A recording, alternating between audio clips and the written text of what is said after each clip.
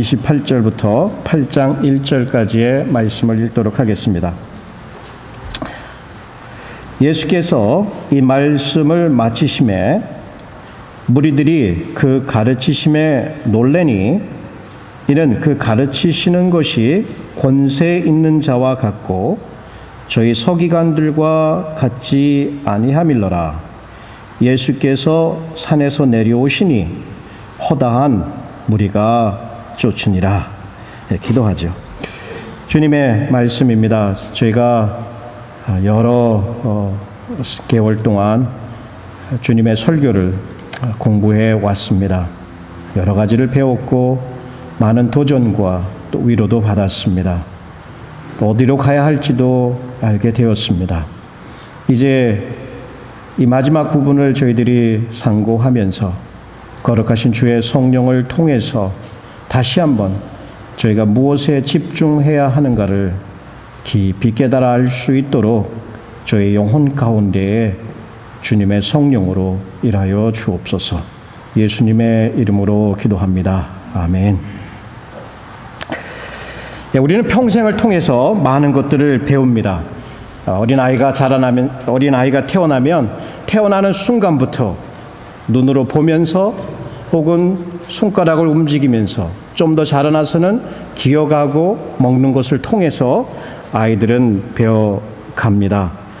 4살 되니까 이제 학교도 가게 되고 또 초등학교, 중학교, 고등학교, 대학교, 대학원, PhD까지 한 인생의 한 30년 정도는 주로 학교에서 보내는 것 같습니다.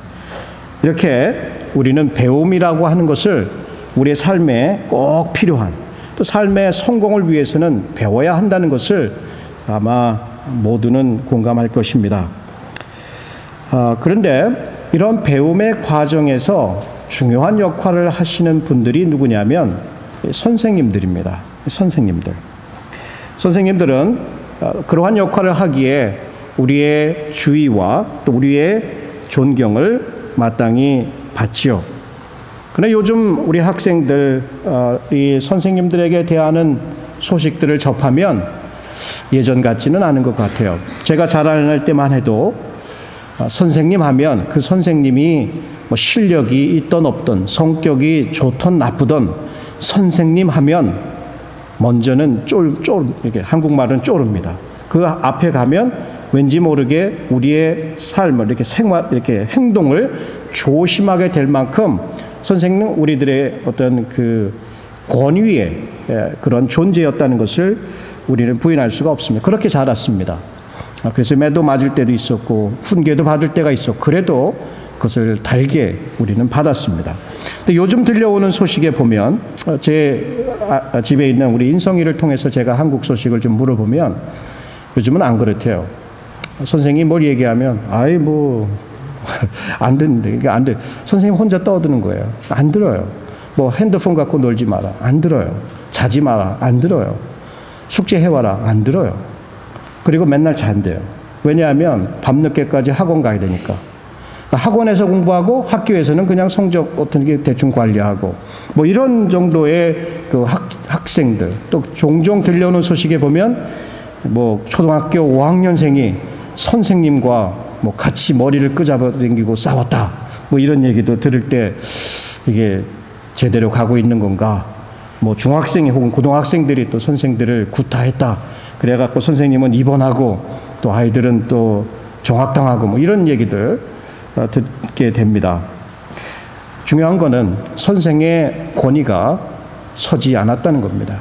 선생의 권위가 무너져 내리고 학생들의 인권이 하늘로 올라갔을 때 이 교육의 현장에서 배움은 일어나고 있지 않다라고 하는 얘기예요.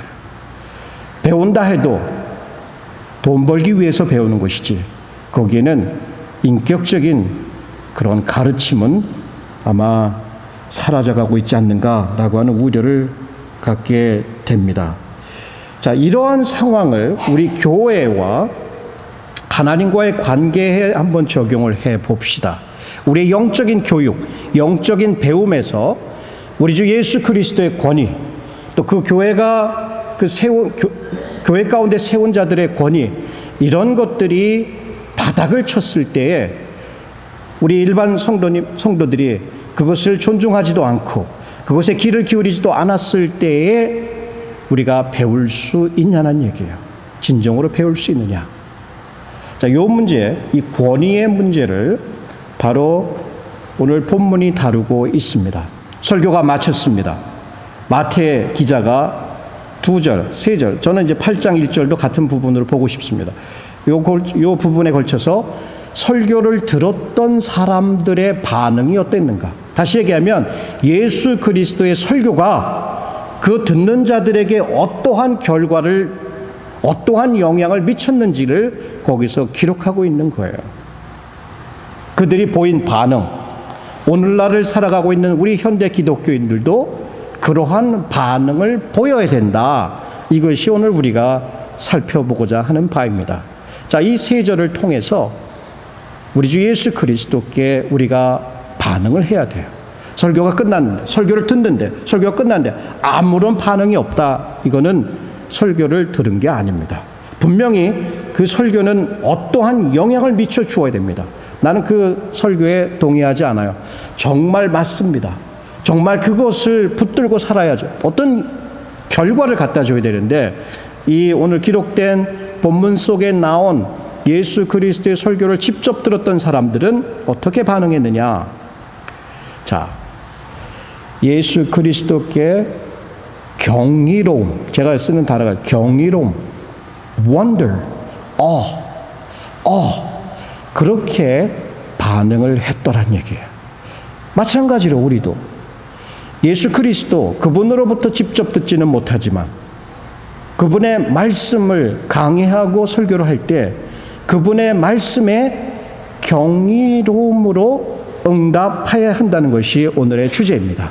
자, 이 주제를 우리가 마음에 품고 이 본문을 중심으로 한 세 가지 측면에서 우리가 행할 수 있는 것들을 생각해 보십시다. 첫 번째, 아까 말씀드린 대로 예수 그리스도에 대한 경이로움을 가져야 한다. 28절 보세요. 예수께서 이 말씀을, 자, 5장부터 6장, 7장에 걸친 말씀을 마치심에 많은 무리들이 그 가르침에 놀라니, 여기에 사용된 에크플라소라고 하는 이 헬라어는 어떤 뜻을 품고 있느냐? 제가 이렇게 얼굴로 취하면 입이 벌어집니다. 이럴 수가 하면서 그것이 놀라움과 경이로움으로 더해서 두려움에 이를 정도로 완전히 영어로는 dumbfounded, 이러한 반응을 보였다는 얘기예요. 예수 그리스도의 말씀에 이러한 반응을 보였다라고 하는 얘기입니다.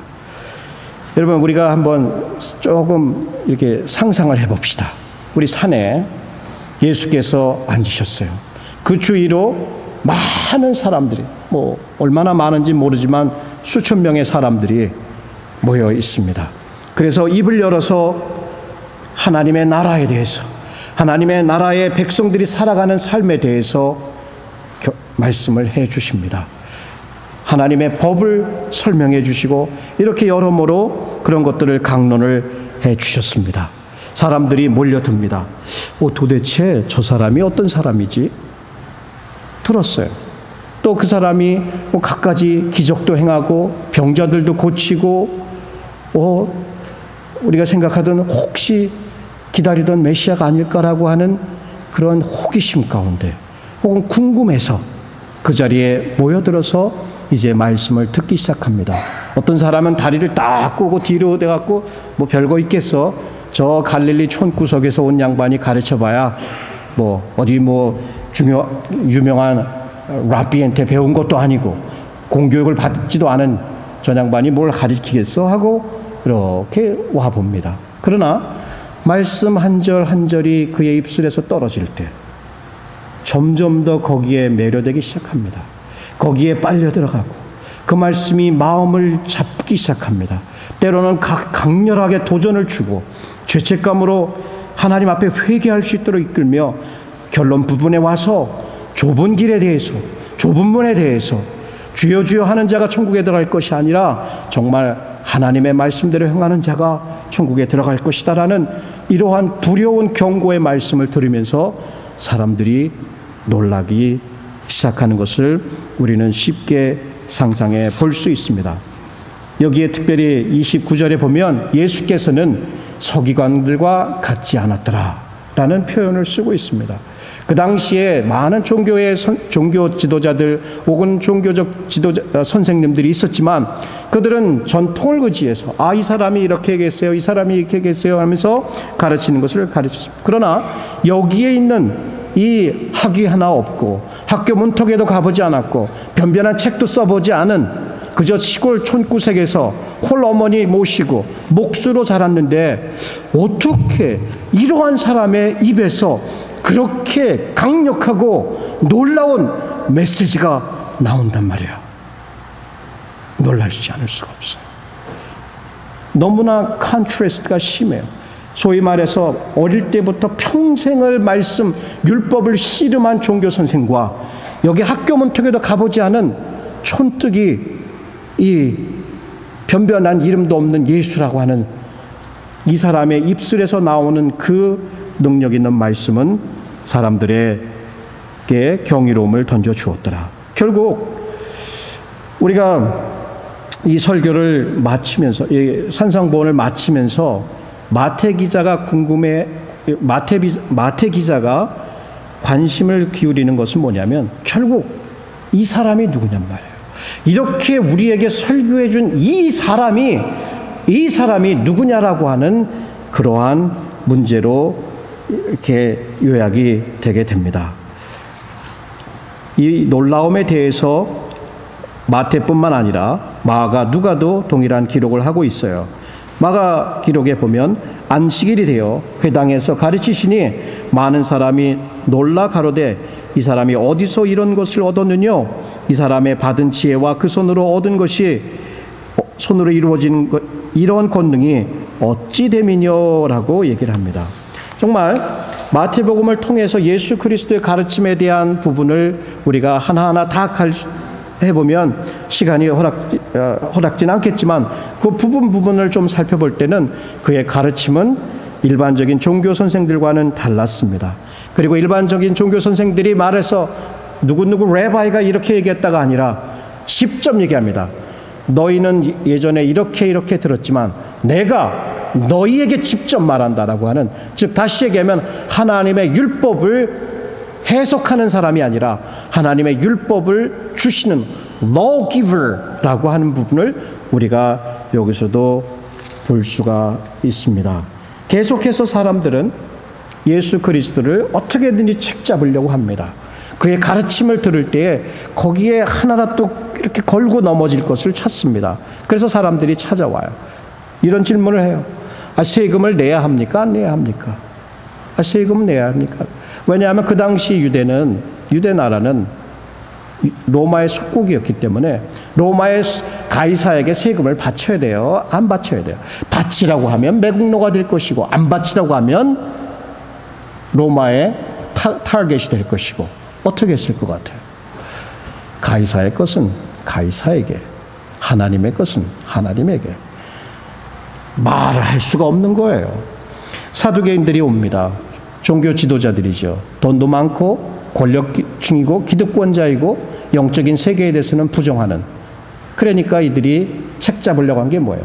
부활의 문제를 가지고. 여기 형제가 7이 있어요. 근데 큰형이 장가를 들었는데 후사를 남기지 않고 아들도 못 낳고 죽었어요. 그러니까 둘째, 셋째, 7째까지 해가지고 그 아내 이제 그 첫째 이제 여자하고 계속해서 결혼했는데 다 죽고 여자도 죽었어요. 이 부활 때에는 그러면 누구의 아내가 되는 겁니까? 어떻게 했어요? 너희가 성경도 모르는구나. 너희가 하나님의 능력도 모르는구나. 부활 때에는 천사들과 같이 되어서 시집도 가지 않고 장가도 가지 않는다. 너가 하나님의 말씀을 읽어보지 않았느냐? 아브라함의 하나님이요, 이삭의 하나님이요, 야곱의 하나님이요. 산 자의 하나님이지 죽은 자의 하나님이라는 말씀을 줬을 때 사람들의 입은 닫혀버렸어요. 놀라운 가르침입니다. 어떻게 책 잡으려고 할 때마다 하나님의 율법이 어떤 것이 가장 크냐고 물어보니까 그것을 아주 기가 막히게 두 가지로 요약을 합니다. 하나님을 향한 사랑과 이웃을 향한 사랑으로. 나중에는 이제 물어볼 질문이 없어요. 이러한 선생이 도대체 어디 있는가? 배우지도 못한 이러한 갈릴리의 촌 사람이. 그래서 예수님께서 그들에게 질문을 던져요. 이제 야, 너희들 생각에는 어떠냐? 다윗이 누구의 자손이냐? 아니, 그리스도가 누구의 자손이냐? 이렇게 물어보니까 당연히 그리스도는 다윗의 자손이 아닙니까? 라고 그래요. 그러면 어떻게 해서 다윗이 자기의 자손인데 그리스도를 향하여 주라고 칭할 수 있느냐? 대답을 못해요. 대답을 못해요. 그러면서 후에 이제 이런 마태가 사람들의 입을 다 막은 것을 향하여서 이제 이렇게 기록을 하고 있습니다. 한 말도 능히 대답하는 자가 없고 그날부터 감히 그에게 묻는 자도 없더라. 정말 예수 그리스도는 많은 선생들 중에 한 사람이 아닙니다. 예수 그리스도의 산상 설교를 읽으면서 그는 뛰어난 도덕가이며 도덕을 가리키는 선생에 불과하다라고 생각하는 사람들이 많이 있습니다. 아닙니다. 그는 단순히 도덕을 가리키기 위해서 이 땅에 오신 분이 아닙니다. 그는 하나님의 아들이시며 그의 가르침은 하늘의 가르침이며 그의 가르침은 인간이 지어낸 것이 아닙니다. 아주 유니크한 가르침입니다. 그에게 다른 점은 뭐냐면 종교적인 선생들은 그저 자기가 가르치기만 했지만 그것을 행하지는 않았지만 예수 그리스도는 남을 가르치기도 했을 뿐만 아니라 남에게 가르친 대로 자기도 행하는 삶을 살았어요. 그의 가르침 가운데는 누구 거를 갖다 베끼는 것이 아니라 거기는 독창적인 말씀이 있었고 그의 가르침 속에는 확신이 있었고 그의 가르침 속에는 하나님의 진리가 가르침 자체가 하나님의 진리였습니다. 그렇기에 그의 가르침을 듣고 있었던 그 무리들은 거기에 놀랬고 그 능력과 그 유니크함과 그에 놀랄 수밖에 없었다라고 하는 얘기입니다. 어제 신문을 읽는데 거기에 비슷한 신문 기사죠. LA에서 어떤 한 학부형이 엄마예요. 자기의 두 딸과 함께 이제 학교에 갔어요. 특별히 자기 딸을 위해서 그 선생님과 카운슬링 하는 날짜를 정하러 갔는데 그 학교에서 어떤 일을 저질렀냐면 자기 두 딸과 힘을 합해가지고 여러 학생들이 보는 앞에서 그 선생님을 구타를 한 거예요. 폭력을 행사한 거죠. 그래가지고 이제 감옥에 가게 되었다는 얘기입니다. 여러분, 우리가 예수 그리스도를 그분 앞에 이 경이로움을 잊어버릴 때 그분의 권위에 이제 우리가 조금 후에 다루게 되겠지만 그런 권위에 순종하지 않게 되면 그냥 가가지고 선생인데도 불구하고 마구 구타하고 그 자기의 자녀들이 그 딸내미들이 그 선생님으로부터 무엇을 배울 수 있을까요? 그것을 보고 있는 그 학생들은 그 선생님으로부터 무엇을 배울 수 있을까요? Nothing. 아무것도 배울 수가 없어요. 한 가지 중요한 질문이 있습니다. 여러분 마태복음 다 읽어보셨을 것이고 산상보호는 여러분이 좋아하는 말씀일 수 있을 것입니다. 그것을 읽으시면서 첫 번째 이 말씀을 들었던 이분들이 느꼈던 그 경이로움을 여러분도 느끼시고 있습니까? 예수 그리스도의 삶, 예수 그리스도의 십자가, 예수 그리스도의 죽음, 부활, 다시 오심 이러한 말씀들을 들을 때 너무나 자주 들어서 너무나 익숙해서 아주 익숙해지다 보니까 이제는 들어도 감각이 없어요. 반응은 할 줄 몰라요. 근데 마치 그 내용을 처음 듣는 사람처럼 정말 그래? 정말 그래? 라고 하는 이러한 작은 것에도 경이로움을 표하는 이 갓난아기들처럼 세상에서 처음 보는 거야. 처음 먹어보는 거야. 놀랍잖아요. 근데 맨날 먹는 이 밥. 근데 맨날 먹어도 죽을 때까지 먹잖아요. 마찬가지로 예수 그리스도. 그분은 우리의 경이로움의 대상이십니다.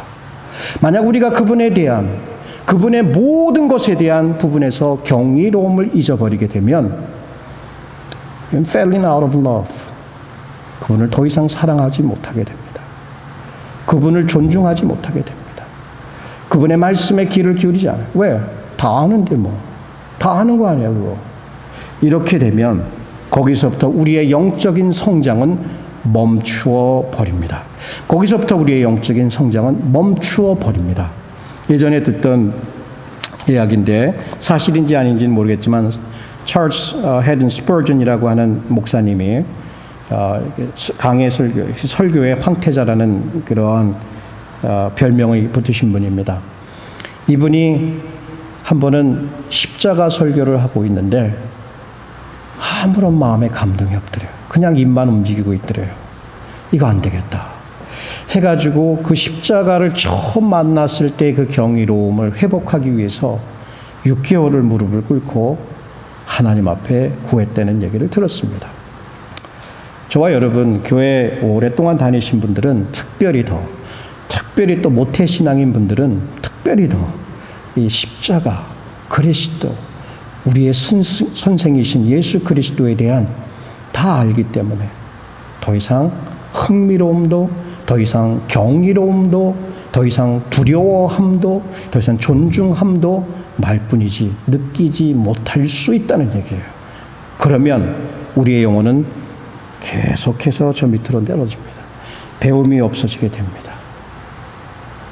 자, 우리 선생님을 향하여 이 정도 경이로움은 아니지만 우리 인간 선생들을 향해서도 최소한의 그분의 가르침에 대해서 그분의 존재가 여기 있다는 것에 대해서 몸가짐을 조심하듯이 마찬가지로 그분이 말씀하실 때, 예수께서 말씀하실 때, 예수께서 가르치실 때, 예수의 말씀을 들을 때, 예수님에 대한 말씀을 들을 때 우리에게 이러한 경이로움이 회복되어야 할 것입니다. 그래야 진정으로 우리는 그분을 통해서 그분으로부터 배워 나갈 수 있다라고 하는 얘기예요.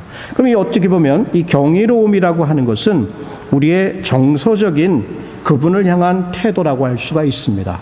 이런 경이로움이 회복되게 되면 두 번째로 이끌어지는 것이 있습니다. 그것은 바로 무엇이냐면 예수 그리스도께 순복해야 한다는 것입니다. 예수 그리스도께 순복해야 한다. 자, 그분과 예수 그리스도와 그분의 가르침에 대한 경이로움을 갖게 되면 우리는 응당히 그분의 권위 위에 권세에 순복하게 된다는 얘기예요. 그러나 우리가 그분을 무시하고 그분을 듣지 않게 되면 우리는 배우지 못할 것이고 우리는 오히려 죄악된 길에서 우리의 삶을 마치게 될 것입니다. 권위가 왜 중요한가 생각을 좀 해보았습니다. 어떤 책을 읽는데 그 저자가 그 조지 오레리슨 그 애니멀 팜이라는 것을 이렇게 잠깐 얘기를 하고 있더라고요. 애니멀 팜에 보면 이 동물들이 이제 존스 패밀리가 이 동물들을 잘 사육을 해요. 근데 어느 날 이거 안 되겠어. 우리 좀 반란을 일으켜보자. 동물들이 모의를 해갖고 반란을 일으켜요. 그래가지고 존스 패밀리를 살해하고 이제 동물 왕국, 동물에 위한 동물의 왕국을 만들었습니다. 근데 그러면 권위가 없어졌잖아요. 권세, authority를 무너뜨리고 이제 우리만의 유토피안 세상을 만들어 보자고 했는데 어떤 꼴이 났을까요? 그 동물 중에 돼지들이 정권을 장악해가지고 이제 더 살기 나쁜 그런 폭정이 이루어지고 있더라 라고 하는 그러한 글이 나왔습니다. 공산주의에 빗댄 얘기예요. 공산주의. 여러분 어떠십니까? 만약에 우리가 하나님의 권위, 아들 예수 그리스도의 권위, 그 teaching authority, 그 권위에 앞에 순복하지 않게 되면 우리가 제대로 우리만의 세상, 나의 자유, 나의 기쁨, 나의 행복을 이룰 수 있을 것 같지만 인간은 하나님께서 지정해 주신 그 권위에 순복할 때, 그것이 나라의 권위이든, 그것이 학생으로서 선생의 권위이든, 그것이 교회의 권위이든, 부모의 권위이든, 거기에 순복할 때에 거기에는 질서가 있으며 거기에는 발전이 있으며 배움이 있다라고 하는 것을 알게 됩니다. 여러분, 그러면 우리가 순복하는 이 분은 어떤 분일까요? 사복음서에서 관심 있는 것은, 사복음서를 읽어보면 그분이 행하신 기적을 읽게 됩니다. 그분의 말씀하신 말씀을 듣게 됩니다. 그분이 당하셨던 그 고난의 삶을 보게 됩니다. 그분의 십자가 처형도 읽게 됩니다. 그분에 대한 쭉 이야기, 그 놀라운 기적 병 고친 사역들, 귀신을 쫓아낸 것들, 사람들을 불쌍히 여기고 먹이시고, 또 바다의 그 물도 혹은 바람도 잔잔케 하는 그런 역사를 읽게 될 때에 한 가지 질문이 던져집니다. 뭐냐? 도대체 이 사람은 누구야? 도대체 이 사람은 누구야? 라고 하는 그분에 대한 그 질문을 던지게 되는 것입니다. 자, 마태는 그분을 권세 있는 자, 일반적인 종교 지도자들과 같은 종교 선생이 아닌 권세 있는, 권위 있는 분이라고 여기서 얘기할 때, 그 권위는 단순히 뛰어난 그 선생이기 때문에, 혹은 가르치는 내용이 정말 남다르기 때문에 가지는 그러한 권위는 아닙니다. 그것은 신적인 권위입니다. 제가 권위를 또 한번 이렇게 생각을 해보았습니다. 권위는 과연 무엇일까? 어디에서 오는 것일까? 권위를 상징하는, 권위를 가진 사람들은 어떤 것을 가지고 있나를 생각해 보았습니다. 특별히 권위라고 하는 것은 영향력 혹은 힘, power, 이 power예요. 자, 독재자를 봅시다. 한 나라의 독재자, 권위가 있지요. 군사력을 가지고 있고 힘이, 행정력이 있어서 자기 마음대로 할 수가 있어요. 사람들은 그 앞에 가면 그 권위 앞에 순종하는 듯하면 순복합니다. 왜? 안 하면 힘들어지니까. 그런데 우리는 그 권위를 앞에서는 순종할 수 있지만 뒤에 가서는 저런 독재자에 대해서 욕을 할 것입니다. 그러한 권위, 예수님의 권위하고 같을까요? 절대 같지 않아요. 그럼 이 의사에 대한 어떤 유명한 심장 전문의를 한번 생각해 봅시다.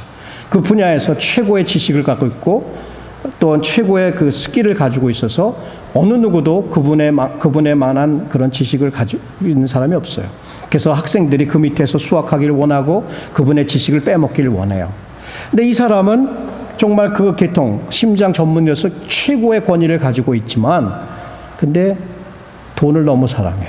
돈 때문에 일하는 거야. 그래서 사람들이 그 앞에 가서 병 날라고 가긴 하지만 존경은 하지 않아. 자, 이런 의미에서 예수님께서 권위를 가지고 있는가? 참된 권위, 하나님의 권위는 무엇이냐면 두 가지예요. 하나는 능력이 있습니다.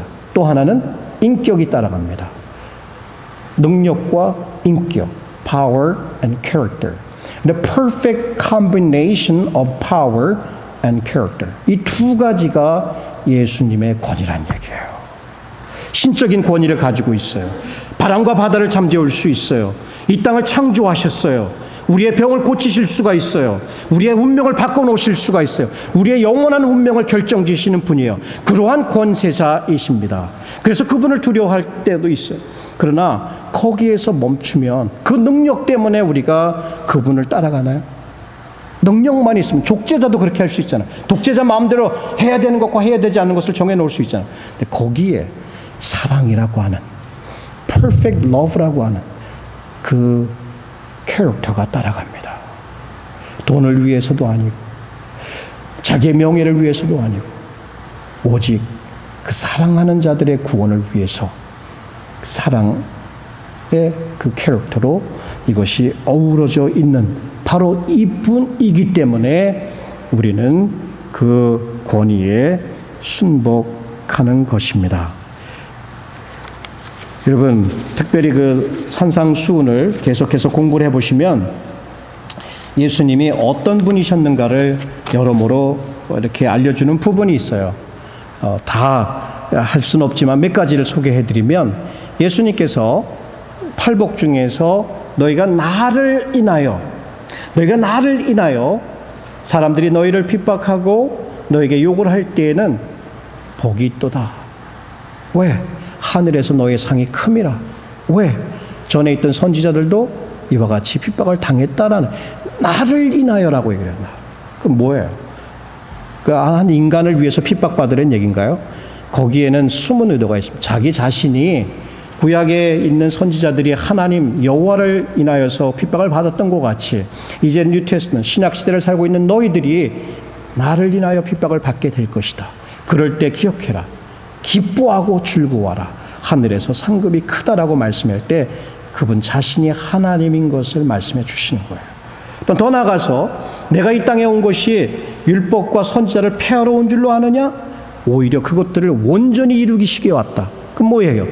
율법과 선지자가 말하는 그분, 메시아, 기름 부음 받은 분, 그래서 우리를 구원하고 우리를 천국으로 인도할 그분, 크라이스트, 머사야가 되신다라는 얘기예요. 사람들에게 또 얘기합니다. 주여 주여 하는 자마다 천국에 들어갈 것이 아니요 내 이 말대로 행하는 자라야 들어간다는 말씀을 했을 때 그분이야말로 이 땅에서 사는 삶, 또 그때 천국에 들어갔을 때 누가 천국에 들어갈 것이고 들어가지 못할 것인가를 결정하는 그러한 심판자가 되셔요. 그분은 하나님이 되시고 하나님의 아들이시고 그분은 메시아가 되시고 그분은 구원자가 되시고 그분은 심판자가 되신다는 얘기예요. 이러한 권위를 가진 분 앞에 우리가 마땅히 순복해야 하는 것입니다. 근데 우리가 순복할 수 있는 그 마음이 생기질 않아요. 우리 스스로가 우리 인생을 지배하기를 원하고 누구 밑에 가서 너가 이렇게 저렇게 해라 듣는 것 굉장히 힘들어하는 것이 바로 우리 인간들입니다. 하나님은 오히려 우리 주 예수 그리스도는 우리가 그분을 사랑하고 그분께 순종하기를 원하는 것, 그분과 함께 있기를 원하는 것, 그것보다도 더 우리와 함께 하기를 원하고 더 우리를 사랑하신다는 사실입니다. 아마 이 사실을 생각할 때에 우리는 그분의 권위에 순복해 나갈 수 있다라고 하는 얘기입니다. 여러분, 처음에 우리가 그분에 대한 경이로움을 가져야 한다고 얘기를 했습니다. 그 경이로움은 응당히 우리가 그분의 권위에 순복하는 것을 말씀해 줍니다. 세 번째는 이제 8장 1절입니다. 더 나아가서 예수 그리스도를 쫓아야 한다는 것이에요. 예수 그리스도를 따라야 한다. 8장 1절을 보십시오. 예수께서 산에서 내려오시니 허다한 무리가 쫓으니라. 이 부분이에요. 아이, 설교 끝났어. 바쁜데 내가 갈 길 가야지. 지금 바쁜 일이 많아. 뭐 집도 사야 되고 소도 봐야 되고 뭐 이런 얘기 이제 성경에 나오잖아요. 아버지 부모님도 장사해야 되고 이런 일 때문에 난 가봐야 돼 하면서 자기의 갈 길로 가는 것이 아니라 이 무리들이 어떻게 했다고요? 그분 앞에 그 경이로움을 느끼고 그 권위에 자기 자신을 복종하고 따라 나가기 시작하는 거예요. 따라 나간다. 이 따라 나간다라고 하는 것은 우리 친구끼리는 같이 가지만 따라 나간다는 것은 그분은 우리의 지도자입니다. 마치 목자와 같이 우리의 양들을 이끌어 나가시고 우리의 양들이 그 뒤를 쭉 따라가는 모습, 산에서 내려가면 따라가는 모습이 여기에 그림으로 그리워집니다. 그래요. 예수님을 따르는 사람들이 오늘날에도 많습니다. 근데 그 따르는 이유가 어떤 것일까요? 때로는 성공을 위해서 따르기도 하고 때로는 그 따르면 또 좋은 일이 생기고 떡도 생기고 빵도 생기고 그러니까 따라갈 수도 있어요. 근데 그 따라간다라고 하는 거 그거 한번 생각해 봤어요. 마태복음 7장 이제 8장을 열고 저기 마태복음 28장까지 혹은 사도행전에 이르기까지 그 따라간 사람들이 어땠을까? 예수님이 가는 곳곳마다 제가 상상을 해보았어요. 가는 곳에서 문둥병을 고치기도 하고 오병이어의 기적을 베풀기도 하고 또 종교적인 지도자들과 언쟁을 벌이시면서 그들에게 심판을 선고하기도 하시고 또 당나귀 조그만 말을 타고 쪼락말을 타고 승리의 입성을 하시기도 하고 사람들한테 욕도 먹고 또 뭐 이렇게 뭐 비방도 당하시고 그리고 결국에 가서는 십자가 형을 당하시면서 십자가의 죽음과 함께 없어지는 듯 하다가 다시 살아나시고, 다시 살아나시는 제자들에게 나타나시고. 자, 그래서 한번 봅시다. 예수님이 가시는 곳을 한번 따라가 봅시다. 기적을 행하는 기적의 현장까지 따라갔습니다. 말씀, 하나님의 왕국에 대한 가르치는 그 가르침의 현장에서 그 말씀을 듣습니다. 예수님께서 종교적인 지도자들과 언쟁을 벌이시는 그곳에서 그 말씀을 듣습니다. 그런데 그분이 어느 날 신속모독으로 잡혀갔습니다. 그때 몇 사람이나 남았습니까? 먹여주고 많은 것을, 배를 채워줄 때는 수만 명이 그 주위에 있었는데, 예수님이 십자가형을 당하시는 그 현장에는 몇 사람이 그 주변에 있었을까요? 자, 몇 사람이 그곳에 있었을까요? 우리는 이 복음서를 읽으면서 그 현장을 하나하나 따라가 보아야 됩니다. 생각을 하면서 거기에 나는 있었는가? 거기에 나는 있었는가? 그 십자가 주변에 나는 있었는가? 그가 처형을 받으실 때 나는 있었는가? 그가 트라이얼을 받을 때 나는 있었는가? 그가 부활하실 때 나는 있었는가? 부활하시고 우리를 보냈을 때 우리는 그곳까지 따라갈 것인가? 그리고 그를 증거하는 자다가, 사도들과 함께 그를 증거하다가 죽는 자리까지 따라갈 것인가?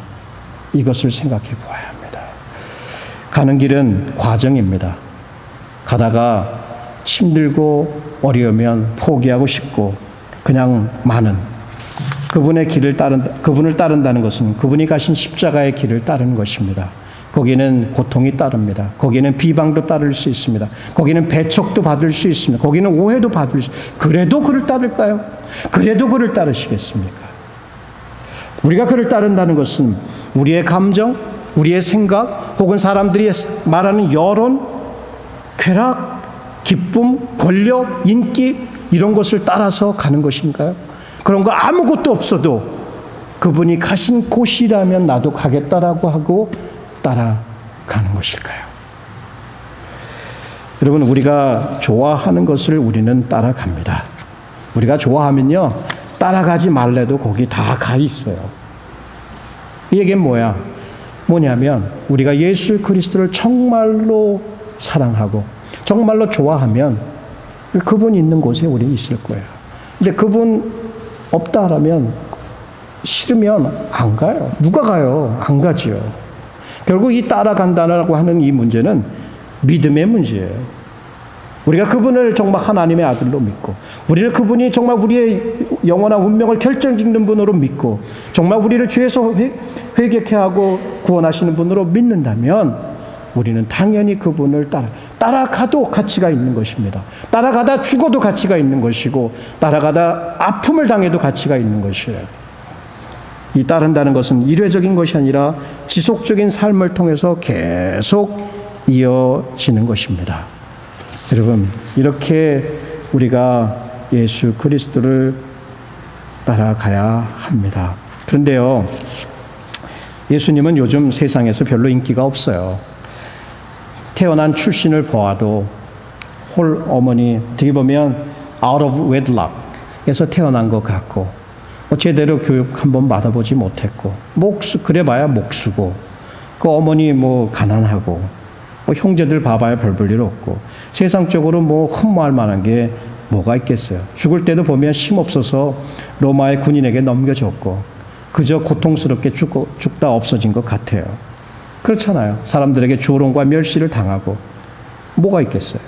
그나마 남은 옷도 그것까지도 다 뺏겨가지고 무일푼으로 집도 없고 학위도 없고 가족도 별로 없고 그렇게 사신 분이 무슨 영향력이 있겠나 이렇게 생각할 수 있잖아요. 그런데요, 이 세상에 지금까지 살아온 어떤 누구보다도, 모든 사람의 영향력을 다 합친 것보다도 이 한 분만 갖지 못했다는 얘기예요. 이 한 분, 이 홀로 이 땅에 내려오셔서 하나님의 뜻을 이루신 이 하나님의 아들만큼 인간 역사에 영향을 준 분이 있으면 말해보십시오. 우리는 그분을 따라가는 거예요. 우리는 그분.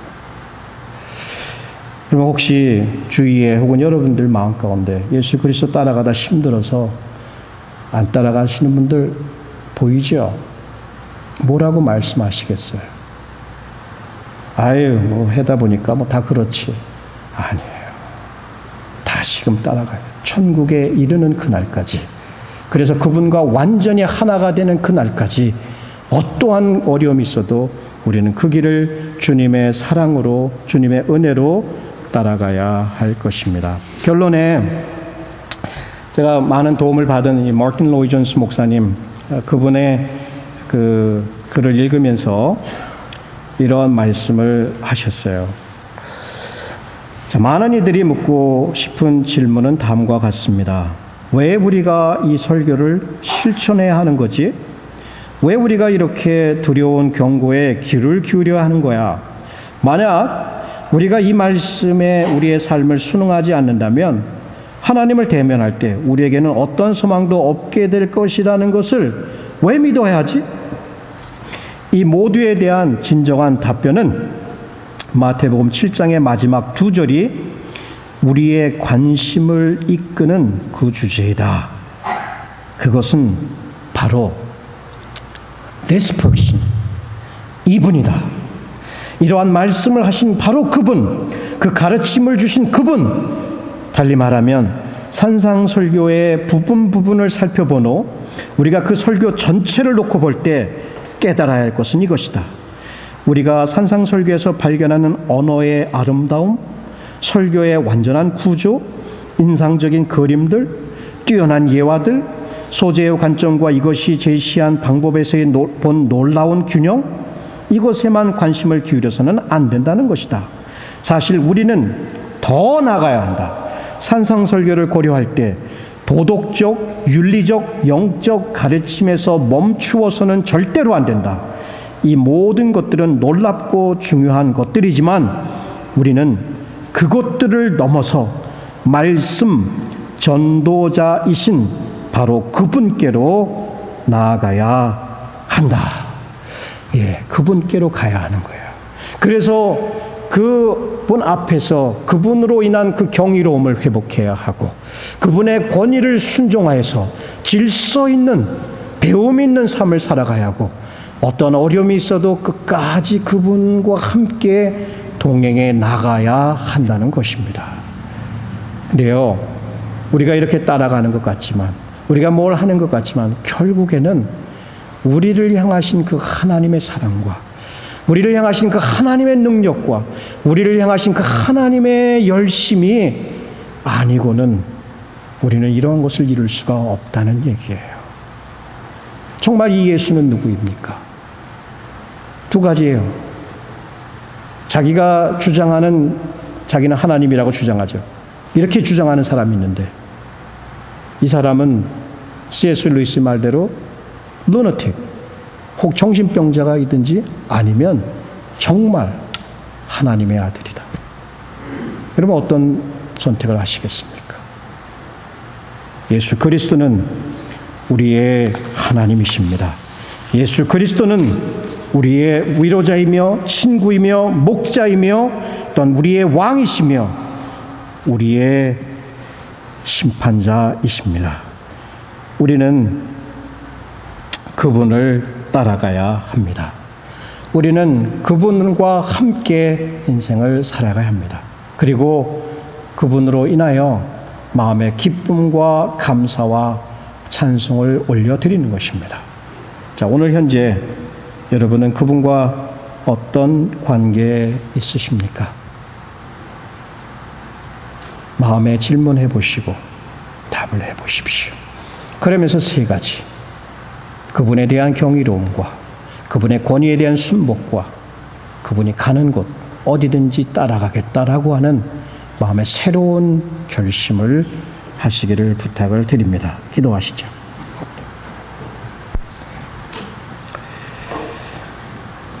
그동안 우리는 이 산상